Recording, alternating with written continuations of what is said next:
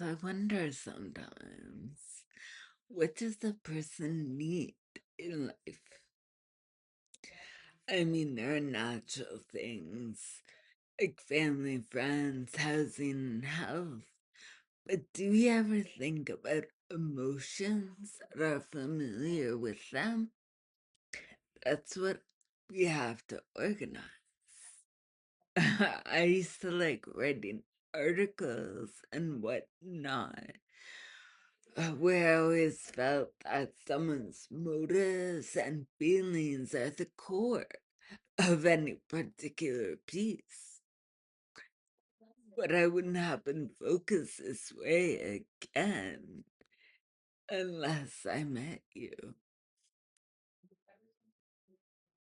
You're accessing areas in my brain to bring about positive fulfillment of life. You like to coordinate a reminiscent alignment to simplify your touch. I'm not saying you're overly emotional, but I recognize every turn of events.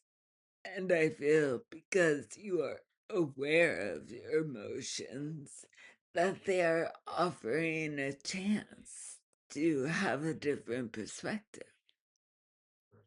You are aware, yes. Asking yourself, what are these feelings? Where do they come from? It's quite invigorating. It's saying what happens to me is not a slice of the wrist and a sharp pain. It's a change in movement, nonetheless, but the feelings are to be observed. I understand that. Okay, although sometimes you do calculate your emotions, and I want to be there for those moments as well. When you aren't just observing clarity, but you're experiencing the intensity. And along with clarity comes control. And when you can effectively sort the impressions of your body and mind, you will uncover a source of trust. Do I worry at all that you might be overly controlling? Not in a sense. I predict there will be a strong sense of safety with you. Not the kind where you're overprotective and I can't breathe, but more you offer suggestions, but ultimately allow me to make a final decision. Yes, that's a reference.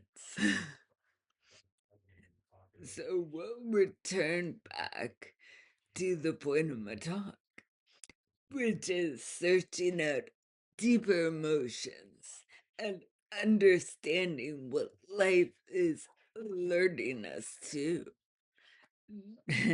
Not in the criminal sense, nor the experience of any negativity. I want to figure out life to the extent that we always feel proud of what we are doing. It's a freedom to trust our questions when they arise, that they are going to help out openness of the greater good, that they will help out humanity. Yes, what do I need in life? It's like a question that it changes daily with a new set of priorities for our choices. But we'll break it down to three things I'll say a person needs: love, laughter, and decision. Okay, those are my three priorities. love is the first step, and everything that follows always reflects the good intentions that love brings. I'm saying laughter, but it isn't like directed to laughing at someone. It's keeping things lighter with love already in your heart, choosing the right path. Now, what about decision? This is something I regard in the holistic approach, made also with already love always in mind. But we need to be unequivocal about the direction we are doing with what we are doing, and if there are other parties involved.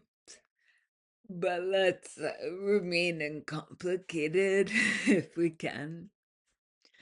This will guarantee that there's a confident approach to anything we're faced with.